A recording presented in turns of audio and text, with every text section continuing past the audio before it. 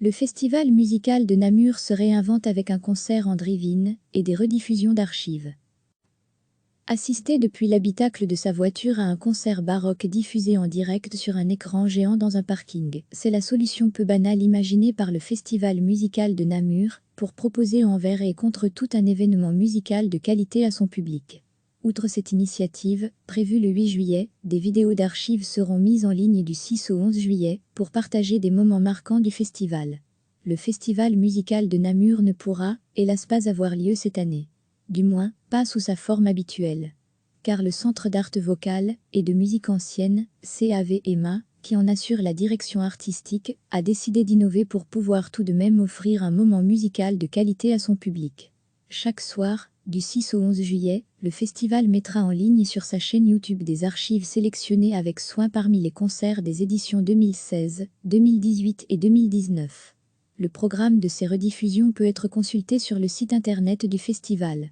Mais ce n'est pas tout. Le grand événement, toute proportion gardée, est l'organisation d'un concert en huis clos le 8 juillet à 20 h à l'église Saint-Loup, avec le chœur de chambre de Namur et les musiciens de la Capella Méditerranée, dirigés par le chef d'orchestre argentin Leonardo Garcia Alarcón, spécialisé en musique baroque. Toute l'originalité du concept réside dans le fait que ce concert sera diffusé en direct sur MUSIQ3 et sur un écran géant placé sur le parking des casernes de Namur. Le public pourra donc y participer, chacun depuis l'habitacle de son véhicule, branché sur nos ondes. Un décor pour le moins inhabituel pour un concert de musique baroque, alors qu'on est plutôt habitué à une recherche d'authenticité, tant dans le cadre, le style et l'ornementation que dans l'usage d'instruments anciens. Pourtant, ce compromis a le mérite de préserver quelque chose de l'atmosphère de communion musicale propre à un concert. L'idée n'est pas sans rappeler le concept d'opéra, drive-in organisé à Londres. Concrètement, selon le directeur artistique du CAV EMA, Jean-Marie Marchal, dans une interview accordée au journal L'Avenir, l'événement sera gratuit, mais il s'agira de respecter les règles de distanciation sociale. On peut accueillir une 50aine de voitures, pour l'instant. Les règles de distanciation sociale obligent de laisser un espace de 3 mètres entre chaque véhicule. D'ici l'événement, cette distance pourrait être réduite. Ces précautions s'appliquent également pour les musiciens, d'autant plus qu'il s'agit d'un chœur. On leur a demandé un programme différent parce qu'on ne pourra pas tous les accueillir.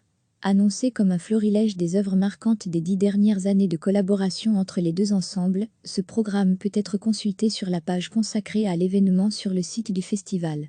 Le festival musical de Namur est depuis 1964 un rendez-vous incontournable pour les amateurs de musique ancienne et vocale, ses répertoires fétiches, mais aussi de jazz, de classique et de musique du monde.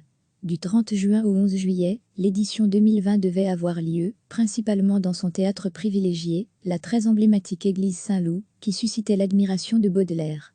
L'affiche était alléchante. Elle comprenait bien sûr les grands habitués du festival, les orchestres de musique ancienne Millennium, et les agréments et le chœur de chambre de Namur, mais aussi d'autres ensembles ou artistes non moins prestigieux, comme Akamoun, Ozonia, les talents lyriques ou Evgeny Sviridov. Malheureusement, les contraintes sanitaires dues à l'épidémie de Covid-19 ont eu raison de cette organisation, comme de beaucoup d'autres concerts ou festivals estivaux. Baptisé l'Arche de Noé, le concert du 8 juillet à 20 h sera diffusé sur MUSIQ3 et sur Canal C, la télévision locale de la province de Namur, ainsi que sur la chaîne YouTube du Festival musical de Namur. Les archives seront également publiées sur cette dernière, aux dates indiquées sur le site internet du festival. Assister depuis l'habitacle de sa voiture à un concert baroque diffusé en direct sur un écran géant dans un parking, c'est la solution peu banale imaginée par le festival musical de Namur pour proposer envers et contre tout un événement musical de qualité à son public. Outre cette initiative, prévue le 8 juillet, des vidéos d'archives seront mises en ligne du 6 au 11 juillet pour partager des moments marquants du festival. Le festival musical de Namur ne pourra, hélas, pas avoir lieu cette année. Du moins, pas sous sa forme habituelle. Car le Centre d'art vocal et de musique ancienne, CAV EMA, qui en assure la direction artistique, a décidé d'innover pour pouvoir tout de même offrir un moment musical de qualité à son public. Chaque soir, du 6 au 11 juillet, le festival mettra en ligne sur sa chaîne YouTube des archives sélectionnées avec soin parmi les concerts des éditions 2016, 2018 et 2019. Le programme de ces rediffusions peut être consulté sur le site internet du festival. Mais ce n'est pas tout. Le grand événement, toute proportion gardée, est l'organisation d'un concert en huis clos le 8 juillet à 20h à l'église Saint-Loup, avec le chœur de chambre de Namur et les musiciens de la Capella Méditerranée, dirigés par le chef d'orchestre argentin Leonardo Garcia Alarcón, spécialisé en musique baroque. Toute l'originalité du concept réside dans le fait que ce concert sera diffusé en direct sur MUSIQ3 et sur un écran géant placé sur le parking des casernes de Namur. Le public pourra donc y participer, chacun depuis l'habitacle de son véhicule, branché sur nos ondes. Un décor pour le moins inhabituel pour un concert de musique baroque, alors qu'on est plutôt habitué à une recherche d'authenticité, tant dans le cadre, le style et l'ornementation que dans l'usage d'instruments anciens. Pourtant, ce compromis a le mérite de préserver quelque chose de l'atmosphère de communion musicale propre à un concert.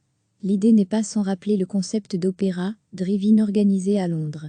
Concrètement, selon le directeur artistique du CAV-EMA, Jean-Marie Marchal, dans une interview accordée au journal L'Avenir, l'événement sera gratuit, mais il s'agira de respecter les règles de distanciation sociale. On peut accueillir une 50aine de voitures, pour l'instant. Les règles de distanciation sociale obligent de laisser un espace de 3 mètres entre chaque véhicule. D'ici l'événement, cette distance pourrait être réduite. Ces précautions s'appliquent également pour les musiciens, d'autant plus qu'il s'agit d'un chœur. On leur a demandé un programme différent, parce qu'on ne pourra pas tous les accueillir. Annoncé comme un florilège des œuvres marquantes des 10 dernières années de collaboration entre les deux ensembles, ce programme peut être consulté sur la page consacrée à l'événement sur le site du festival.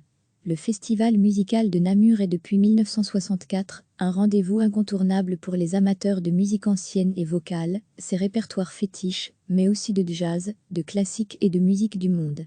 Du 30 juin au 11 juillet, l'édition 2020 devait avoir lieu, principalement dans son théâtre privilégié, la très emblématique église Saint-Loup, qui suscitait l'admiration de Baudelaire. L'affiche était alléchante. Elle comprenait bien sûr les grands habitués du festival, les orchestres de musique ancienne Millennium, et les agréments et le chœur de chambre de Namur, mais aussi d'autres ensembles ou artistes non moins prestigieux, comme Akamoun, Ozonia, les talents lyriques ou Evgenis Viridov. Malheureusement, les contraintes sanitaires dues à l'épidémie de Covid-19 ont eu raison de cette organisation, comme de beaucoup d'autres concerts ou festivals estivaux. Baptisé l'Arche de Noé, le concert du 8 juillet à 20h sera diffusé sur MUSIQ3 et sur Canal C, la télévision locale de la province de Namur, ainsi que sur la chaîne YouTube du Festival musical de Namur. Les archives seront également publiées sur cette dernière, aux dates indiquées sur le site internet du festival. Cliquez sur s'abonner pour recevoir les dernières nouvelles.